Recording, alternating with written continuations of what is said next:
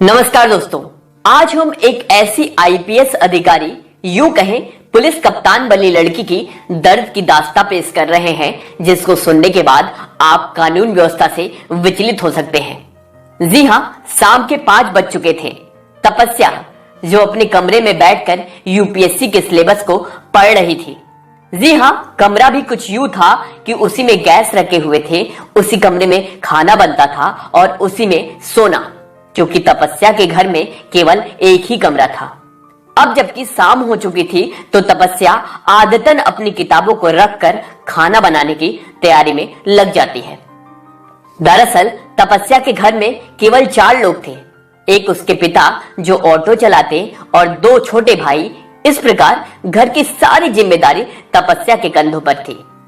अब रात हो चुकी थी। तपस्या ने अपने दोनों छोटे भाइयों को खाना खिलाकर सुला देती है और पापा के इंतजार में लबासना आईएएस ट्रेनिंग मसूरी की वीडियो देखने लगती है। तभी अचानक सुनील, जो कि तपस्या के घर के बगल में रहता है, दौड़ता दौड़ता तपस्या के पास आता है और बोलता है, तेरे पापा को पुलिस वालों ने थाने में बैठा कर रखा है और पुलिस यह भी नहीं बता रही है कि उन्होंने तेरे पापा को क्यों पकड़ा है। इतना ही सुनते तपस्या घबरा जाती है और अब उसे ये समझ नहीं आ रहा था कि वह करे तो क्या। देर रात हो चुकी थी और यदि तपस्या सुनील के साथ पापा को छुड़ाने थाने चली जाती तो उसके छोटे भाई घर पर अकेले हो जाते। लेकिन तपस्या ने दिल पर पत्थर रखकर भाइयों को कमरे में लॉक कर सुनील के साथ थाने जाने को तैयार हो जाती है। तपस्या जैसे ही थाने पहुंचती है, उसकी नजर अपने पापा पर पड़ती है, जिन्हें पुलिस वालों ने इस कदर टॉर्चर कर 3rd डिग्री दिया था कि मानो वो कोई खूंखार अपराधी हो। और पिता तपस्या को देख गले लगाकर रोने लगते हैं। तपस्या सुनील के साथ झट ही थानेदार साहब के पास पहुंचती है और पूछती है कि आखिरकार उसके पापा ने किया क्या है और उन्हें इतना क्यों मारा गया है।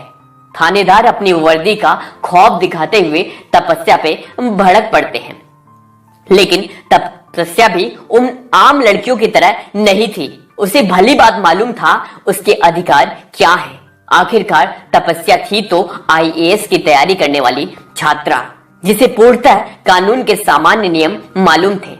और इस प्रकार तपस्या थानेदार साहब से फिर से आग्रह करती है कि मुझे यह पूरा जानने का अधिकार है कि आप मेरे पापा को क्यों बंद कर रखे हैं।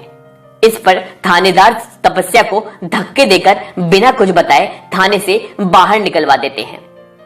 तपस्या को कुछ समझ नहीं आ रहा था और वहां कोई यह बताने को तैयार भी नहीं था कि वे उसके पिता को क्यों लेकर आए हैं। तपस्या रोते रोते घर चली आती है। रात बीत जाती है और फिर सुबह ही आईएएस की तैयारी करने वाली तपस्या अपने अधिकारों के सहारे अपने में हिम्मत लाकर थाने पहुंचती है। और तपस्या ने अब यह तय कर लिया था कि वह यह जानकर रहेगी कि उसके पिता को पुलिस बिना किसी अपराध के कैसे कैद कर सकती है। तपस्या बिना डरे तेजी से थानेदार के पास पहुंच जाती है और बोलती है कि 15 घंटे से अधिक हो चुके हैं, आपने बिना कोई एफआईआर या प्राथमिकी दर्ज किए मेरे पिता को किस आधार पर अपने कस्टडी में रख सकते हैं।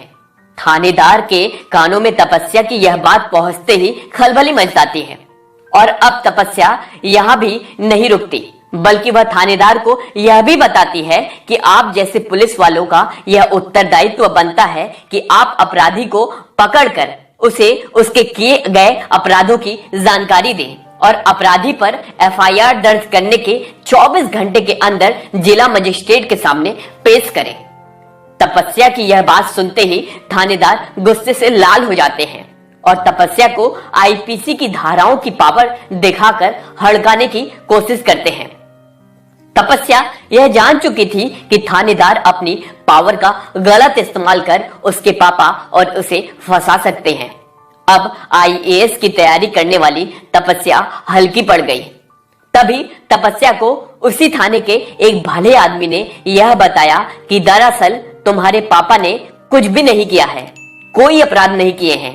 उसने बताया कि थानेदार तुम्हारे पापा को सिर्फ इसलिए पकड़ा है क्योंकि पिछले महीने विधायक जी की रैलियों में तुम्हारे पापा की गाड़ी विधायक जी के कुछ लोग ले जाना चाहते थे, लेकिन तुम्हारे पापा ने मना कर दिया था।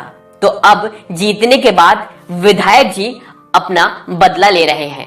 ये सुनते ही तपस्या जमीन पर गिर जाती है और सोचती है कि इतनी छोटी सी बात के लिए कोई कैसे पुलिस का गलत इस्तेमाल कर सकता है। उस भले आदमी ने तपस्या को यह भी बताया कि थानेदार ने अभी तुम्हारे पापा के खिलाफ कोई मुकदमा या एफआईआर दर्ज नहीं किया है। यदि थानेदार को 15,000 रुपए लाकर दे दो तो वह तुम्हारे पापा को छोड़ देगा। अब तपस्या परेशान हो गई और सुनील के साथ घर जाकर 15,000 का इंतजाम में लग जाती है।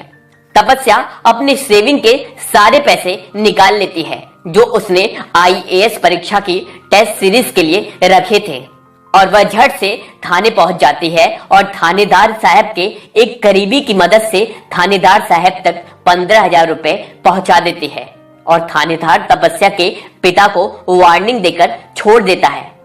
32 घंटे बिना अपराध किए पुलिस कस्टडी में रहे तपस्या के पिता घर आ जाते हैं, लेकिन तपस्या यह समझ गई थी कि उसने अपनी जिंदगी का पहला अपराध कर दिया है, वो भी पुलिस थानेदार को रिश्वत देकर। वह बार बार रोती रही कि आखिरकार यूपीएससी की तैयारी में जो कायदे कानून अधिकार संविधान हम पढ़ते हैं क्या उसका कोई महत्व नहीं। यह सोच तपस्या खूब रोती है और यह ठान लेती है कि एक आदर्श कानून व्यवस्था बनाने के लिए वह आईपीएस बनेगी। उस घूसखोर थानेदार ने तपस्या की जिंदगी को एक अलग दिशा दे दी थी। अब तपस्या यूपीएससी की तैयारी में जोरों से लग जाती है।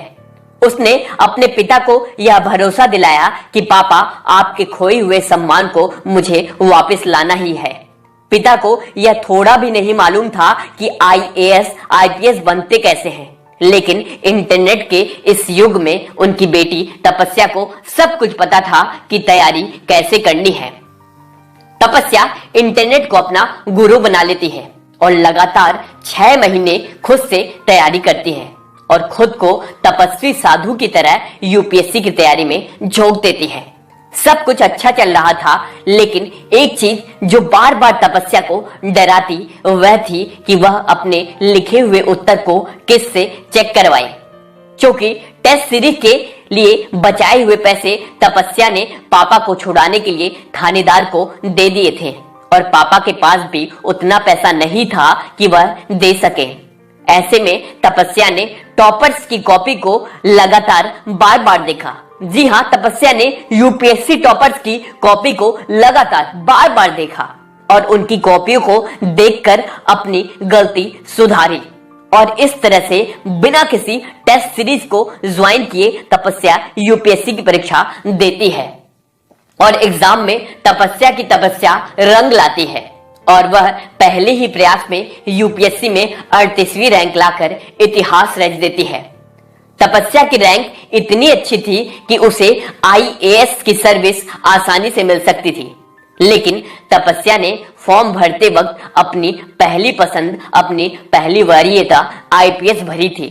अब तपस्या आईपीएस तपस्या हो चुकी है और जिस थानेदार के कारण तपस्या ने अपनी पहली वरीयता आईपीएस दी थी, ऐसे सैकड़ों थानेदार तपस्या के नीचे काम करते हैं, क्योंकि तपस्या उन थानेदारों की पुलिस कप्तान बन चुकी है और जिस भी जिले में तपस्या बतौर पुलिस कप्तान जाती है वहां की कानून व्यवस्था का कायापलट कर देती है।